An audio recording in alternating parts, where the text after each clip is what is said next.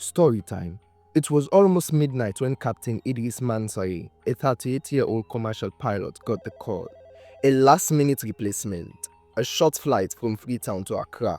He wasn't supposed to fly that night, but something in him said, why not?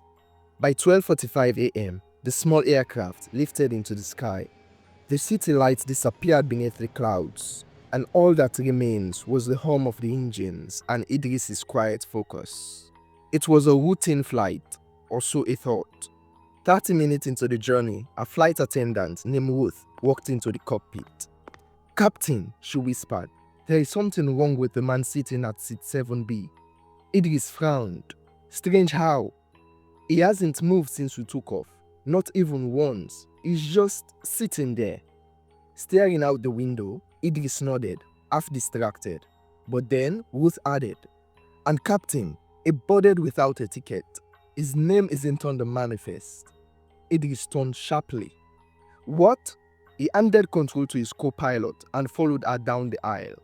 When he got to seat 7B, the man was sitting there, tall, in a suit and a hat covering his face. "Sir?" Idris said gently, with no response. Then he leaned closer. The man's skin looked pale, almost grey. "Sir?" Idris tried again. The man slowly turned his head, revealing tired, sunken eyes. "You shouldn't have taken this flight, Captain," he said softly. "It wasn't meant for you." Idris froze. "What are you talking about?" But before the man could speak again, the plane shook violently. Sudden turbulence out of nowhere. Alarms blurred. Idris rushed back into the cockpit, his heart racing. He grabbed the controls, trying to steady the aircraft. "Altitude dropping," his co-pilot shouted. For 10 tense minutes, they fought to regain control. Then, silence. The shaking stopped. The alarms went off. The sky cleared. They landed safely in Accra an hour later. When Idris finally went to check seat 7B, it was empty. No heart, no man, no trace. He asked Ruth, "Where's the passenger?" Ruth looked at him trembling. "Captain, no one ever sat there.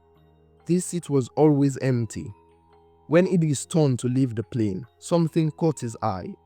A piece of paper on seat 7B. It read, "You weren't meant to die tonight. Go home." He stood frozen, staring at the message. Later, when he checked the flight schedule, his blood ran cold. The pilot who was supposed to fly that plane had been found dead in his apartment the same night. Idris never took another night flight again. The end. Today's shoutout is going to Mustafa Koroma from Tayama Town, Kori Chiefdom. Thank you for watching. If you love stories like this and would love to see more, please give me a follow, leave a like, comment your name and where you're watching from to get shoutout in my next video.